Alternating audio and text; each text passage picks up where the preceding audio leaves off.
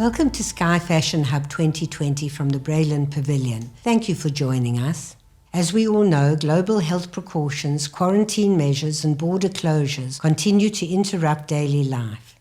Times are uncertain and the world seems to have gone temporarily awry. At SCCI, we're trying to take adversity in our stride and creatively problem solve. Over the coming months, SCCI will broadcast a content-rich, for the most part Australia-focused, visually compelling virtual suite of conversations, all within the context of our usual hub format. Our cast of designers, makers, writers, authors, academics, theorists, gallerists, curators, museum leaders, activists and philanthropists are currently and progressively being filmed. We hope their wisdom and expertise will provide both inspiration and comfort to you at this trying time. Be well, be kind, and above all, be safe.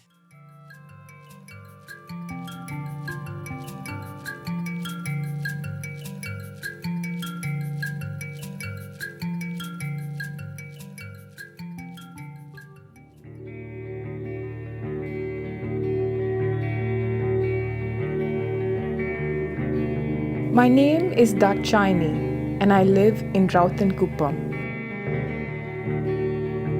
I was a homemaker before coming to work at KOCO.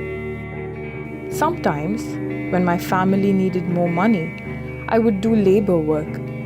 My work was lifting materials. My work at KOCO means I do not have to worry about money so much anymore. I have a safe, regular salary. If I saw someone wearing a garment I made, I would ask if they like my work. I feel proud that my work is being worn and loved by people around the world.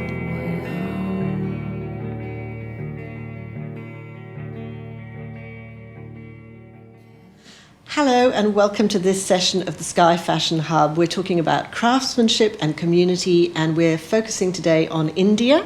My name is Baum and I'm delighted to be in conversation with Danielle Chiel, the CEO of KOCO, which stands for Knit One, Change One. And I'm particularly happy to have you here today, Danielle, because I've seen you in the audience at Fashion Hub in the past, and we've got a long sort of tradition now really here of talking about India, going back to our first conversation with Vandana Tiwari, who was at the time editor-at-large for Vogue India and kind of painted a fantastic picture of the sort of changes and upheavals that were being seen in Indian manufacturing and the sort of tension between fast fashion and artisanal craft. And you are at the sort of artisanal craft end of the spectrum. And so I wonder whether you can tell us about how Knit One, Change One, which really means knit one sweater, change one life, how that came about.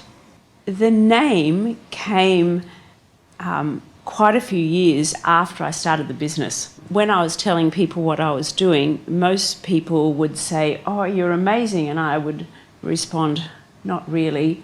I just started this as a selfish means to an end to having hand-knitted garments because we could no longer get them manufactured in Australia." But the longer that I was doing it, I started to notice the change in the ladies that came to work. That we rent buildings, they come to work in their village, and over a period of time you could see the pride coming through in them over the years, and so many things have changed. When we do things, of course you don't notice any change in the villages for another couple of years, the flow-on effect takes, but it's amazing and very rewarding for me personally. So Danielle, you're a B Corp. So what does that actually mean, and what's in the future for you if things go well? The B Corp part means that we're a business that believes in doing business for good, high social responsibility, high environmental responsibility. Environmentally, hand knits use no machinery. So we have no machines on the premises. It's a really clean way of making garments, and I can't help but throw in nobody can hand knit for a living and not love it, so we hope that you feel that love. And I guess what the future holds is wanting to share that love more with the greater community, that through the years we've accumulated leftovers from teaching the ladies, from brands, and even when they sew in an end, if anything is longer than 5 centimetres, we keep it. And so we've got the ladies now tying knots to join all these lengths together, and we're about to launch our own brand. It will be called KOCO. We're doing scrap yarn jumpers and matching scrap yarn dog coats. That is mind-boggling. And they are the most stunning dog coats you will ever see. The fact of the matter is, you didn't grow up in the schmutter business. You didn't grow up in the fashion industry. Your father, I think, was a pharmacist, and you used to sit on the counter and chat to his clients and try and sell them a lipstick or two when they came in to fill a prescription. And so as a child, you obviously had a kind of appetite for retail, but you actually trained in music. I did.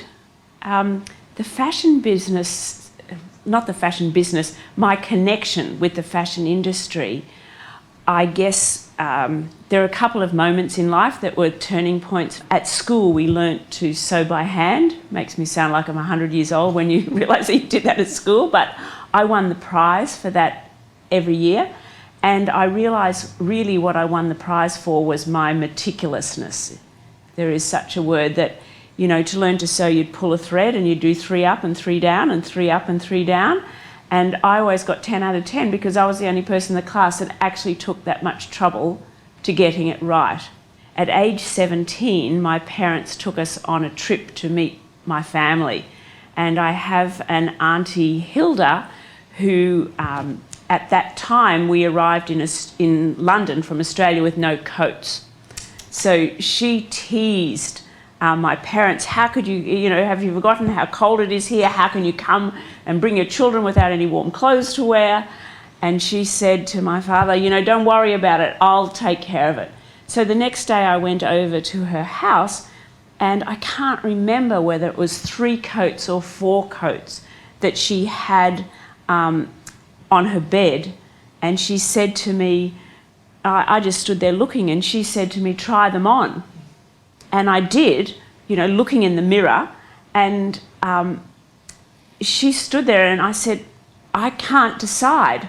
And she said to me, take them all. Because my God, that's the kind of aunt you want.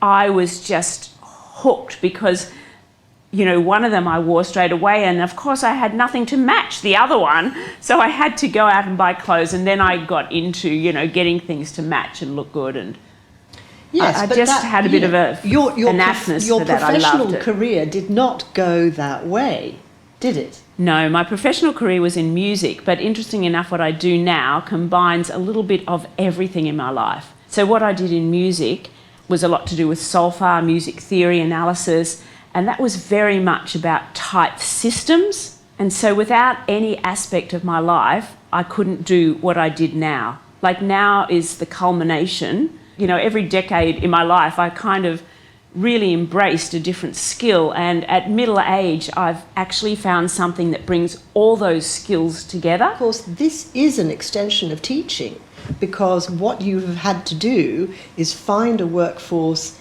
in a culture where knitting did not exist. I mean, to me it's mind-boggling to think of India as, a kind of quintessential centre for textiles and for beautiful stitching and embroidery and all the crafts that we admire, and to discover from you that knitting is not a thing in India.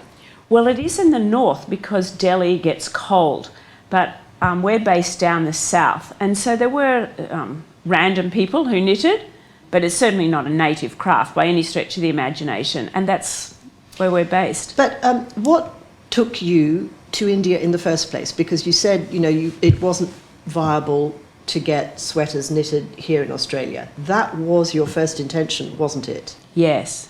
But labour costs were too high. Well, under the Gillard government, they changed the legislation, and for lots of reasons, it was not legal to have contract workers in the fashion industry. But I've always been very fortunate in life and met great people, and people introduce you to other people. And someone introduced me to somebody in India. And so the first time I went, I met this amazing man whose name was Nick Klotz. He's subsequently died, which is why I really feel I need to honour him and say his name. But he introduced me to 10 people who could already knit. In one way, not that that could really help, because they knit a totally different style now. They couldn't do anything that I wanted, but at least they had the concept of making a stitch. Let's put it that way. Do you think, though, Danielle, that in a way, is ignorance an asset in that sort of situation? Because India is a daunting place to kind of launch yourself into, even if you've got a mentor who's guiding you there. You know, it's an entirely different culture. Was it helpful in a way that you didn't really quite know what you were taking on by going there? Yes, and I never actually found it daunting. Okay. Never. I just jumped in with 2 feet and did it. Let's start with those 10 knitters. How many knitters have you got now? We've got 100 now, but we did have up to 200, so it waxes and wanes. But okay, so how did you recruit those knitters, given that knitting was not a tradition that was practiced there, and that there would have been issues to do with literacy and numeracy, so that you couldn't just say, here's some stitches, here's some patterns, get on with it? The biggest issue was not the literacy issue, because most of the ladies are so hungry to learn. The issue was getting permission to come to work. That was their husbands, or if they were not married, their father. That was the biggest challenge. So in the village that we were at, we started, and those people are still with me. That's just growing organically. And then every time we want to open another village, they seem to know somebody in the next village, and it's all just, you know, Australia, we call it the bush telegraph, but word of mouth. But isn't it the case that when you first put the idea out in the community, that the women were not interested in the work and they sort of drifted back to you eventually? Yes, when we went to the second village, the big question, and I wrote this in the book, was, but who would walk the cow? Yeah. Who would walk the goat? So that's how they earned their living agriculturally. And whilst they embraced the idea, the notion of a new opportunity, it's like, who's going to walk the goat? What are we going to do? How were you first received when you started to teach the stitches, when you started to teach these values? Was there resistance? I think they were hungry to learn from the very beginning, and I very much was raised this way, and I guess this is to my advantage of running the business, that it's very much inculcated in me that we're in this together. Going back, though, to the literacy issue, I do remember, and I think you write about this in your book about KOCO, that you couldn't just hand them a pattern because they couldn't read it. So how did you translate the instructions into something that they could read? Well, that was a whole journey unto itself. I mean, this is India, rural India, so nothing happened overnight.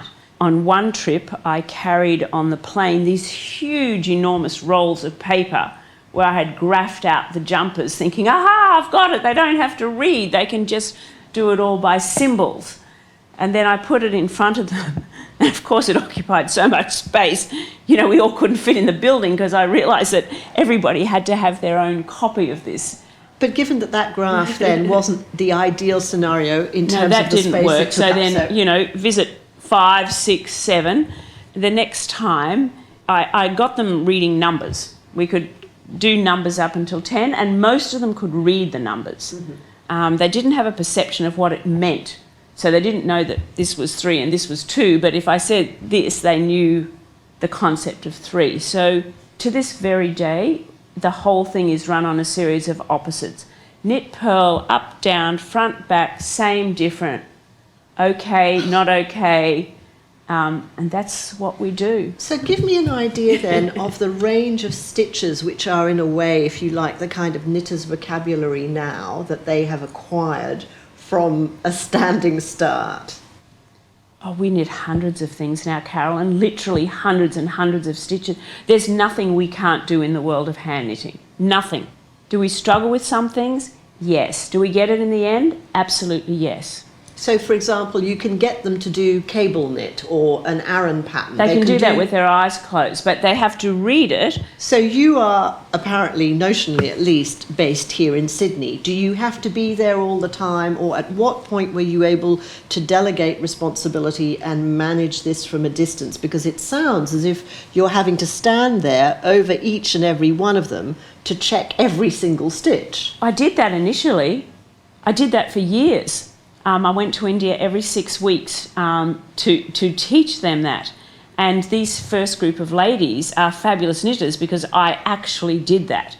But of course, those people are the leaders now. I've grown, and I'm really proud of it, really, a team of amazing leaders that show the other ladies. Watching these ladies grow and flourish and blossom it's amazing what happens to them. Now, this is really important, this part of the story, because I think this is one of the unique things about KOCO.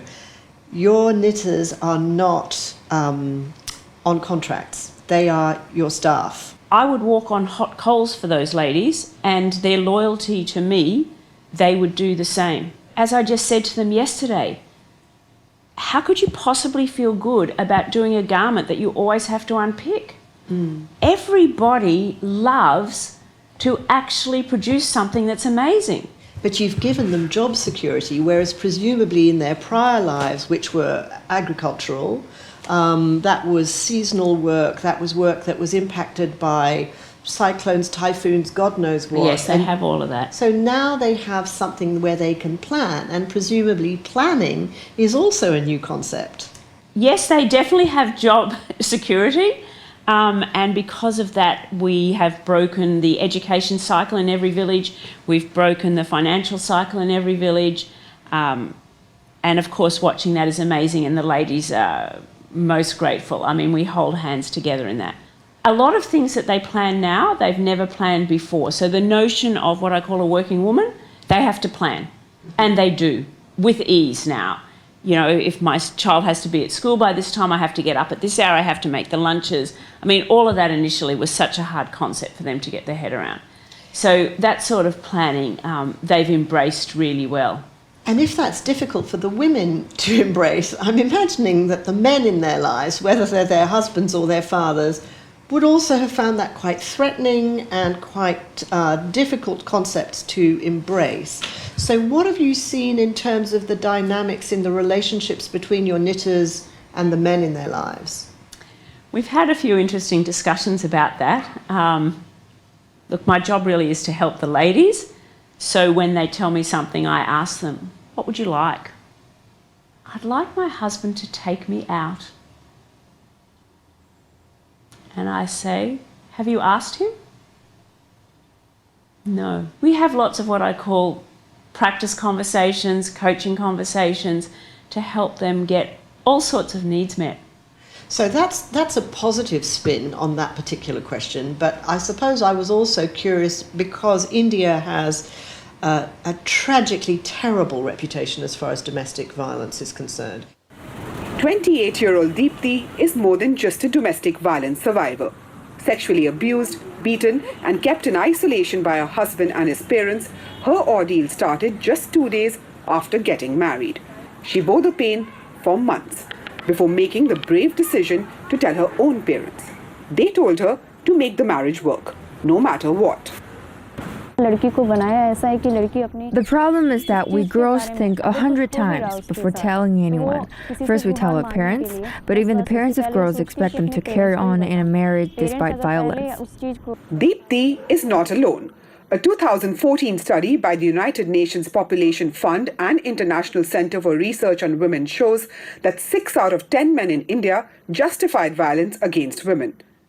Have you seen anything that shows you that domestic violence is reduced in the villages where your knitters are empowered? Yeah, domestic violence in the villages that we are is rife, and I didn't really realise how bad it was because I'm sure you can imagine when I meet somebody, I don't say, and does your husband hit you? You know, this comes out along the way. Just a month ago, actually, one lady was telling me a story. Danielle, do you remember, you came with me on the bike and I was late to pick you up when we started this village? I'm like, yes. And she said, well, the reason I was late, that my husband got a big block of timber and actually hit me on the head, so I had to wait till I stopped crying and the lump went down before I could come and pick you up, but I didn't tell you that at the time. So I learn these things as life unfolds. But because I am strict with the ladies, really strict, and they've learnt to be strict with the group that they supervise, because as I say to them, for better or for worse, I want you to be a mini-me. Like, is this okay or is this not okay? So if I would say it's not okay, why do you think it's okay? So I'm quite strict with that. And the long-term implication for that, Carolyn, is amazing, because they stand their grounds with their husbands the same way. They actually say in a very clear voice, it's like it was me, do not hit me. Wow. What you're doing is you've given them a sense of boundaries. Yeah, 100%, 100%. And one of the interesting things that I learnt probably only 2 months ago, really, a couple of ladies who had left our hubs came back. And so, especially because I know the older one, the ones that have been there longer, really well, and I asked her, you know, what made her come back.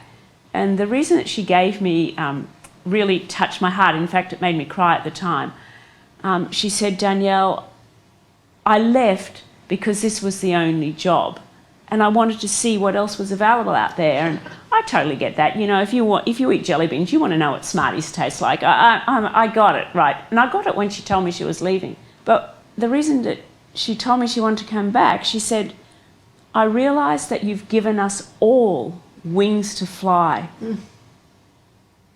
But I want to work here because that's where my heart is. So that's half the story, if you like. The other half of the story, it's all very well to sort of decide that you're going to go and get sweaters knitted by hand in India, but how do you create the market that wants the product? Because you went there with nothing. Well, I went there knitting for my own brand, and I fell in love with these ladies, and I realised that if I'm going to employ a lot of them and really change lives and break the domestic violence cycle and break the education cycle and break the financial cycle in all these villages, that I actually need to knit for a lot of brands. And so I just spend all day saying, you know, would you like to add a hand knit to your collection? And how we do. difficult is that? I mean, how difficult was it to break into that market and to offer up this unique proposition?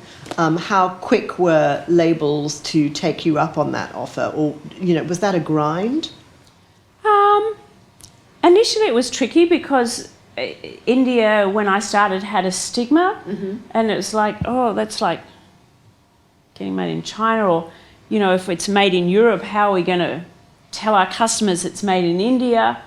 But through the years that's changed, and we have labels on our garments now that tell a story about the lady who's knitted it, and some brands really embrace that with pride, and other brands don't like it on as much, but that's okay. What's the volume that you can work to in terms of scaling up? Can you fulfill an order for 1,000 hand knit sweaters? Yes, we've never had an order too big that we can't fill. Right. And your markets now are in Australia. You've got some brands in Australia and you've got some brands overseas. And I just want to mention a couple of them because they seem rather sort of illustrious coups. One is Jill Sander, who I think of as one of the most sort of rigorous design labels in Europe. And the other is Romance Was Born. So can you talk about each of those and how that came about? We haven't actually knitted for Romance Was Born yet. We're still talking with them. Right. Yeah. We just pick up, look, really for both of them. The European brands, we take a stand at a trade fair in Italy every year, Pitti Filati. We go there twice a year, and that's where we meet lots of European brands. And in Australia, we just pick up the phone. It can't be that easy because obviously a brand has a look. Like Romance Was Born is very colourful, very eccentric, quite sort of baroque. There's an enormous amount of detail that goes into their look. So what do they tell you they want? And also, how do you work with seasonal colour trends? The designer from each brand actually gives us really clear instructions. We're not designers. We're producers. We produce the hand knit. So we follow their instructions. We write the pattern, knit the jumpers and give it back to them. And the seasonal trends are up to the designers. And of course we keep on top of that with all the yarns and everything, and it doesn't matter what the brand is. Many times, because we do it, and I do it all day and all night, I often say, you know, have you thought about having this here, or you thought about having this there? And they're like, no, that's a great idea. Sometimes they embrace it, sometimes they don't. And where does the yarn come from? Because obviously it's not, that part of the story is not made in India. So where are you getting the wool from? Well, every brand has a different yarn. We do work with mills in India that specialise in spinning Australian wool, but we work with the mills all over the world. We have mills in South Africa that produce mohair. We work with a lot of mills in Italy. One in particular has a whole range of recycled yarns. I mean, we look at the look that the brand is trying to produce, and then we recommend the yarns. So we know the yarns intimately. So all of this seems to depend. I mean, this is a truly global story in every single element.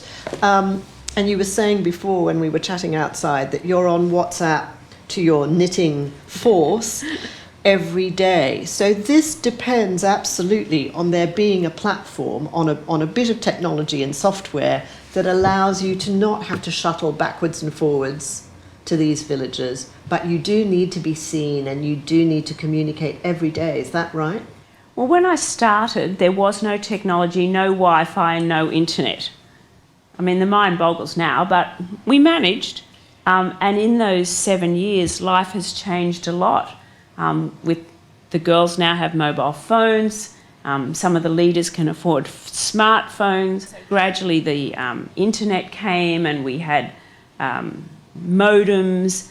And we run the business off from we use lots of technology. We have a platform that's been expressly built. It's called Weave, that manages our whole production.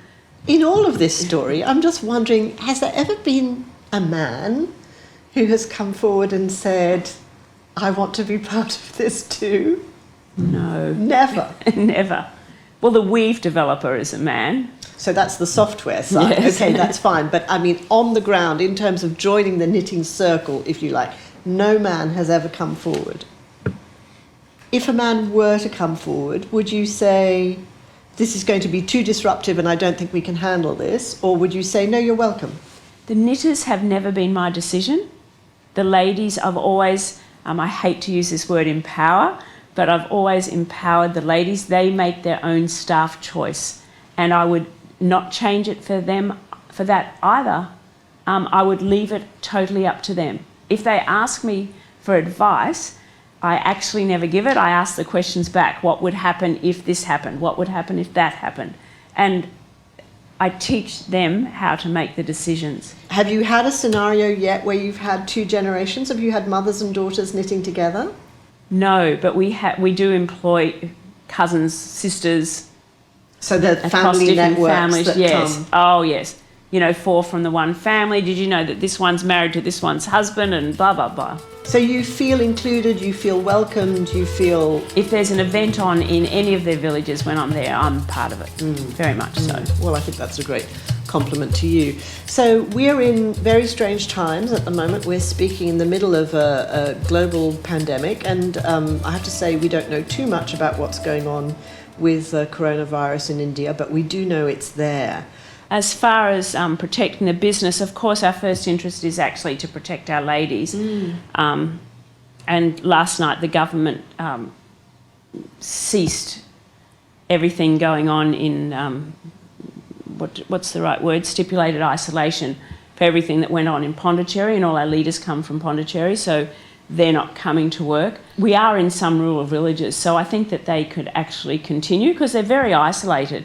And we pay a full-time translator and they can translate on the phone. So obviously things can't proceed as normal for pretty well anybody at the moment. Well, since then, that was a week ago, and since then all the airlines have ceased to exist. So starting Monday, tomorrow, there'll be no planes in and out.